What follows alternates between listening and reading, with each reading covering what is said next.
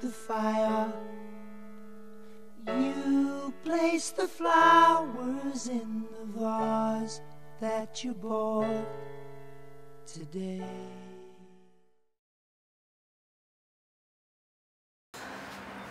저는 딸부잣집 막내딸로 태어났습니다.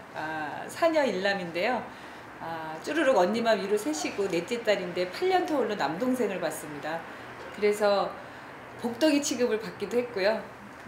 제 이름도 은혜를 많이 받은 만큼 또 은혜를 많이 베풀고 그것에 보답해라 이렇게 지어주신 게 아닌가 요즘 정치하면서 그런 생각을 많이 하게 됩니다.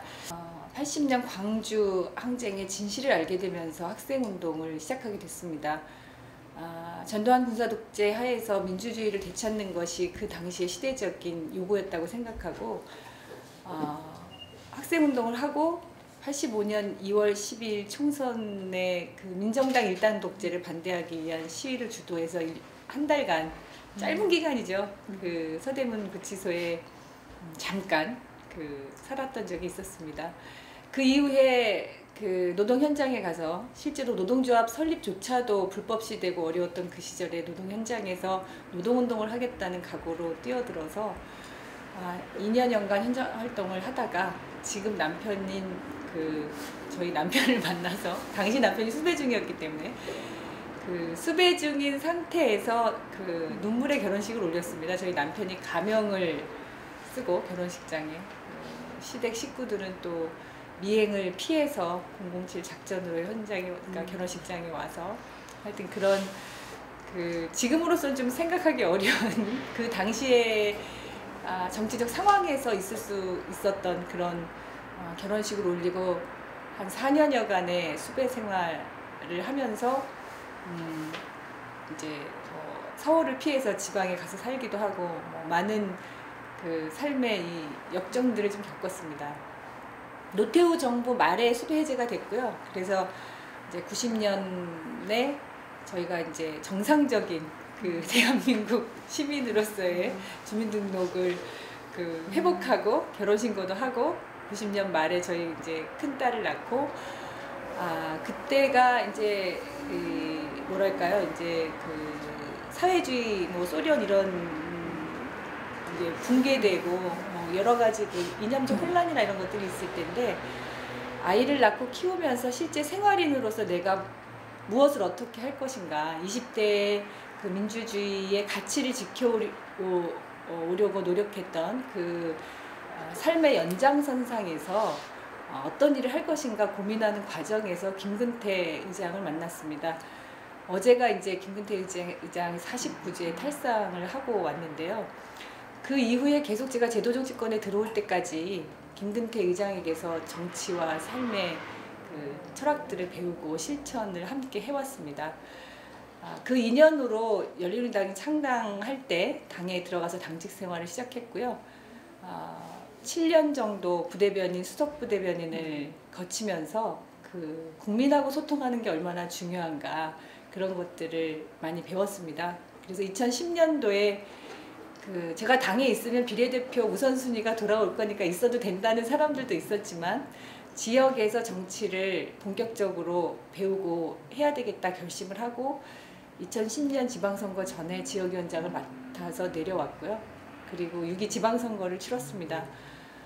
아시다시피 고양시는 모범적인 야권연대, 시민사회단체와 다른 야당과의 연대를 통해서 당시 6.2 지방선거에서 연대의 승리를 이루는 값진 경험들을 했고요.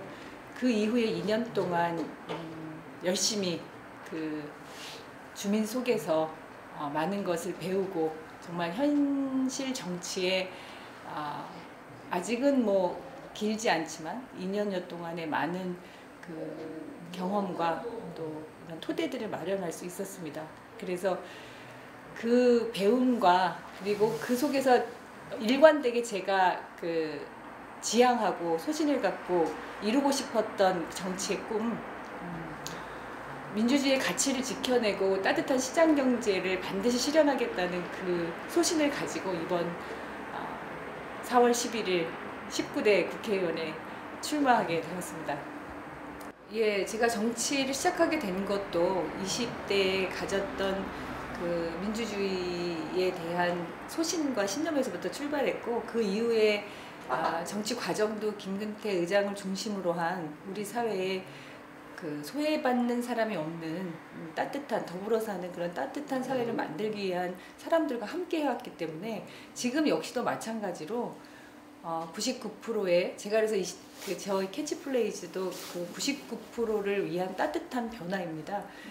서민이 편안한 사회 그리고 노무현 대통령 말씀을 빌자면 사람 사는 세상이고 우리 김근태 의장님 말씀을 빌자면 소외받는 사람이 없는 따뜻한 시장 경제인데요. 그런 가치를 정치적으로 실현해내는 게 제가 해야 할 몫이라고 생각하고 있습니다.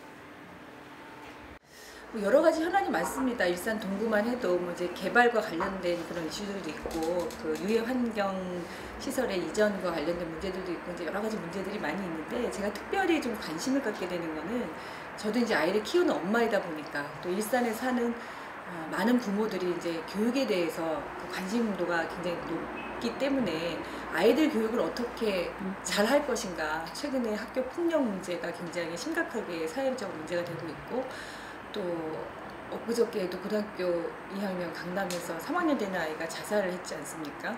아이들이 서열화된 그 제도에서 정말 인류 명문대학을 가지 않으면 교육을 받을 필요가 없을 정도로 돼버린 우리 이 교육 현실의 문제를 제가 이 지역에서 꼭 풀어내고 싶고요. 이제 그것에 대한 여러 가지 대안들을 찾고 있습니다. 예를 들면 이게 이제 작은 시작이 출발이 될 거라고 생각하는데, 올해부터 이제 주말에 토요일 날 아이들이 학교에 이제 안 가지 않습니까? 그 이제 맞벌이 부부 문제도 있고 여러 가지 문제가 있는데, 아이들의 진로, 비전에 대해서 아이들이 스스로 그 자기 목표와 전망을 갖고 행복하게, 정말 내가 지금 이것을 하는 게 행복하다, 이런 것들을 느낄 수 있도록 만드는 어떤 센터, 이런 것들을 좀 이 동구를 중심으로 해서 만들어 보고 싶고요.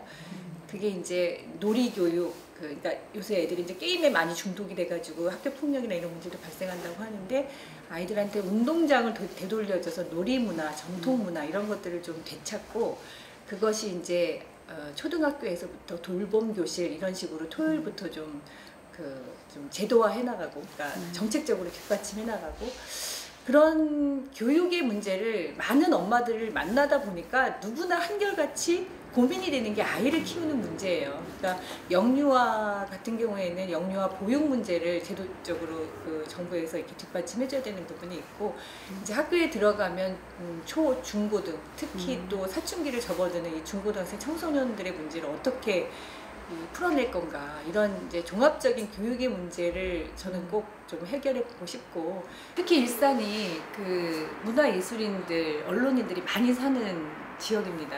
그 뭐 MBC, SBS와 같은 그런 미디어 자원들도 많이 있고요.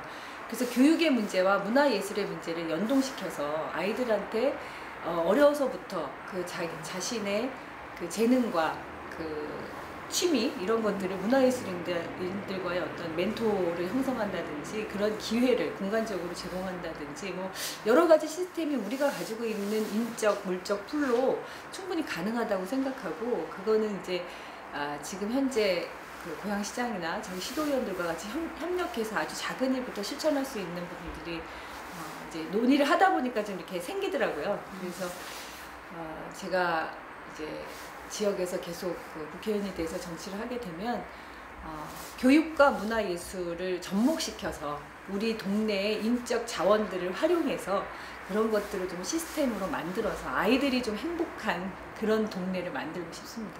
그러니까 문화예술 부분만 따로 이제 좀 특화시켜서 말씀을 드린다면, 아까 얘기했던 그런 문화예술의 인적 자원들을 저는 이제 창작 공장 이렇게 표현을 했는데, 저변을 확대하기 위해서는 문화예술인들이 창작을 마음 놓고 할 수 있는 그런 공간도 필요하고 지원도 필요하다고 생각하거든요. 그래서 그런 것들을 만들면 아까 얘기했던 교육 문제가 훨씬 더 접목하기가 수월해질 거라고 생각하고, 또 하나는 이제 고양시가 이게 초상시장도 이런 그 계획을 하고 있는데, 통일시대를 대비해서 우리가 어떤 그 한반도 평화와 남북 교류의 상징적인 지역으로서 지리적 위치도 그렇고요. 그래서 이제 경제 특구나 이런 것들을 좀 만들어 보고 싶다 이런 생각하고 있고, 특별히 이제 일자리 문제와 관련해서 여성 경력 단절 여성들이 일자리를 찾을 수 있도록 하는 문제, 그래서 마을 기업이나 사회적 기업에 대한 지원 이런 것들을 함께 정책적으로 뭐 센터를 만든다든지 아니면 이제 예산 지원이나 이런 부분들을 좀 더 확대한다든지 이런 것들을 좀 해보고 싶고요. 지역 현안과 관련해서는 뭐 그런 정도 말씀드릴 수 있겠습니다. 지금의 정치는 사실은 그 1% 그들만의 리그라고 할 수 있겠죠.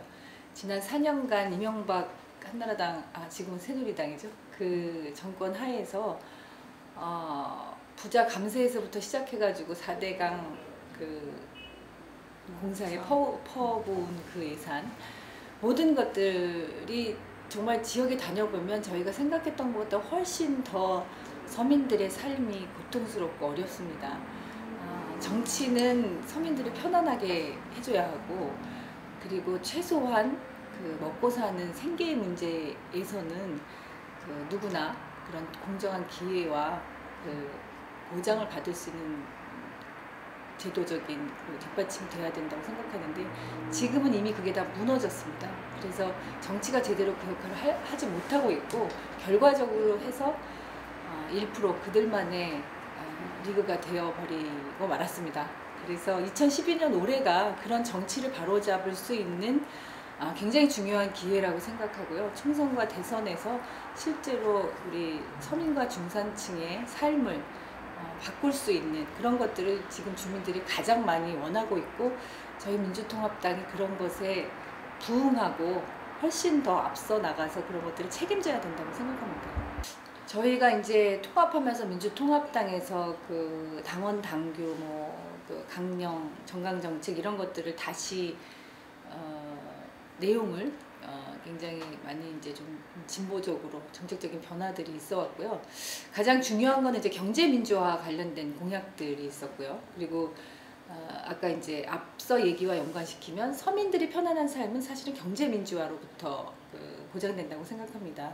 재벌 개혁이라든지 여러 가지 소상공인들을 위한 카드 수수료비부터 시작해서 여러 가지 경제 민주화 조치가 필요하고, 또 보편적 복지 정책이 아까 말씀드렸던 영유아 보육에서부터 시작해서 교육, 그리고 의료 이런 부분들까지 확대돼서 보편적 복지 정책이 실현돼야 된다고 생각하고, 또 한반도 이 경색되어 있는 남북 관계를 평화 관계로 복원하고 정치, 경제, 사회, 문화적인 교류를 활성화할 수 있는 그런 것들이 필요하다고 보고, 저희가 이번 총선에서 정말 압도적인 승리를 해서 정권을 교체하고 그런 지금 말씀드렸던 경제 민주화와 보편적 복지와 이 한반도 평화를 실현시킨다면, 이제 대한민국이 사실은 이 그동안의 이 남북 관계 위로부터 세계적으로 이렇게 위험하게 이제 그런 요소가 됐었던 부분들도 불식시키면서 남북 간의 교류를 위한 그 경제 교류를 통한 경제 성장 이런 것들도 담보될 수 있고, 그러면 정말 그러니까 저희가 지키려고 했었던 민주주의적 가치가 뿌리내리고 공정과 정의와 원칙과 상식 이런 것들이 통하는 대한민국, 그런 것들을 꼭 만들어야 한다고 생각하고요. 그 기회가 이번 총선과 대선의 결과로 좀 많은 부분 기대하고 있고, 또 이제 그렇게 된다면 그런 사회를 꼭 만들어야 한다고 생각하고 있습니다. 일산 동구 주민 여러분, 안녕하십니까? 지난 4년 이명박 정부 하에서 우리 얼마나 힘들고 고단했습니까? 이제 바꿔야 합니다. 2012년 2번의 기회가 있습니다. 총선과 대선에 참여해 주십시오. 참여하는 사람이 권력을 만들고, 그렇게 만들어진 권력이 우리의 삶을 바꿀 것입니다. 서민이 행복한 사회로 바꿔야 합니다. 여러분, 저 유은혜가 잘 듣겠습니다. 꼭 실천하겠습니다. 여러분과 함께 진심으로 소통하고, 여러분과 함께 행복한 일산을 만들고 행복한 대한민국을 만들겠습니다. 여러분, 4월 11일 총선에서 저 유은혜와 함께 해주십시오. 반드시 승리해서 서민이 행복한 사회 만들겠습니다. 고맙습니다.